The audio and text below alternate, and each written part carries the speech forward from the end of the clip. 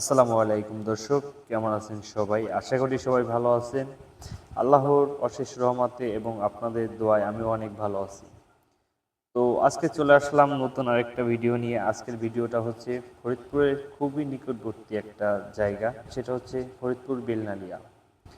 তো এখানে প্রাকৃতিক মনোরম দৃশ্য এবং চারদিকে প্রাকৃতিক সৌন্দর্যময় খুবই একটা সুন্দর একটি জায়গা। তো ফরিদপুর জেলার বেলনালিয়া গ্রাম একটি মনোরম ও শান্ত প্রাকৃতিক গ্রাম। এই গ্রামের সাধারণ পেশার মানুষ কৃষির সাথে সম্পৃক্ত। সংযুক্ত কৃষি, খাল বিল, সবুজ গাছপালা এবং নদীর পাড় সারি সারি গাছের উপলব্ধি দেখা যায়। গ্রামের বাড়িগুলো সাধারণত ছোট ছোট একতলা বাড়ি হয়ে থাকে এবং এখানে প্রাকৃতিক স্বনামধর্মী পাওয়া যায়। ঐতিহ্যবাহী চাষাবাদ এবং স্থানীয় সংস্কৃতি খুবই গুরুত্বপূর্ণ। এখানে নদী, খালের পাশে পাখিদের কলরব এবং সারাক্ষণ সজীব প্রাকৃতির অনুভূতি পাওয়া যায়, যা গ্রামবাসীর জীবনযাত্রাকে আরও একটি সুন্দর করে তোলে। সুজলা সুফলা দেশ আমাদের এই বাংলাদেশ কথাটি বাংলাদেশের প্রাকৃতিক সৌন্দর্য ও কৃষি স্তরের প্রশংসা করে।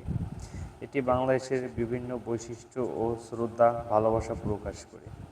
বাংলাদেশের সমৃদ্ধ কৃষিজমি, সবুজ বনাঞ্চল, নদী, বিল এবং প্রাকৃতিক সৌন্দর্য আমাদের দেশের গুরুত্বপূর্ণ অংশ।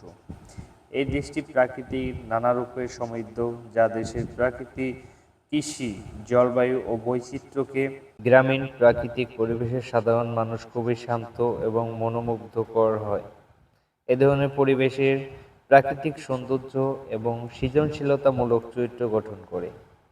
গ্রামীণ এলাকায় সাধারণত খোলা মাঠ, বিস্তৃত সবুজ বন, নদী এবং পুকুর দেখা যায়। হালকা হাওয়া এবং প্রাকৃতিক শব্দ যেন পাখির গান এবং নদীর কলরব শব্দ একই অঞ্চলের শান্তিপূর্ণ পরিবেশে আরও সমৃদ্ধ করে।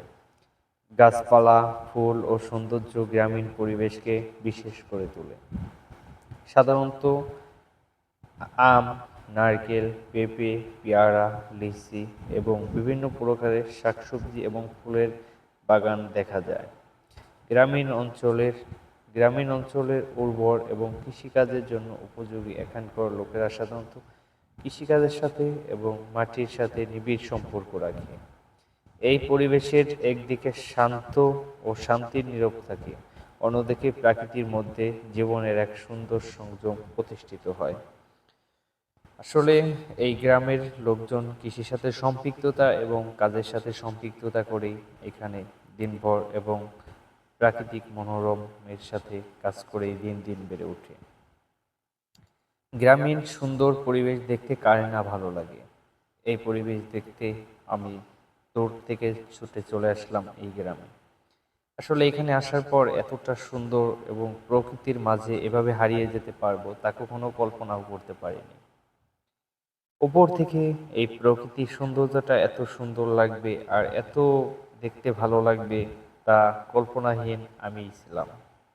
যখনই দেখতে পাইলাম এই সুন্দর মনোমুগ্ধকর দৃশ্য এবং কলরবনী, তখনই মনের ভিতরে একটি প্রকৃতির প্রতি অন্যতম প্রেম জাগ্রত হলো।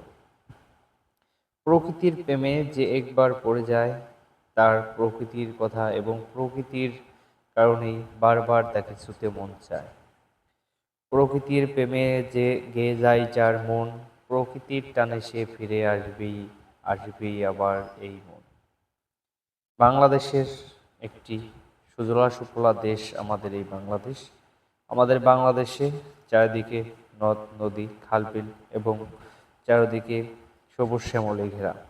সেজন্য এই প্রকৃতির সন্নিবিচ্ছেদ এবং প্রকৃতির প্রেমে যারা একবার পড়ে যায়, তাদের এই প্রকৃতির প্রতি এতটাই প্রেম জাগ্রত হয়, তা যারা প্রকৃতি প্রেমিক তারাই শুধু জানে।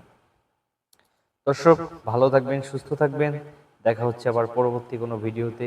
সে পর্যন্ত নিত্য নতুন ভিডিও পেতে আমাদের পেজটি ফলো দিয়ে রাখুন এবং ইউটিউব চ্যানেল থেকে দেখলে ইউটিউব চ্যানেলটি সাবস্ক্রাইব করে রাখুন। ধন্যবাদ সবাইকে। আল্লাহ হাফেজ।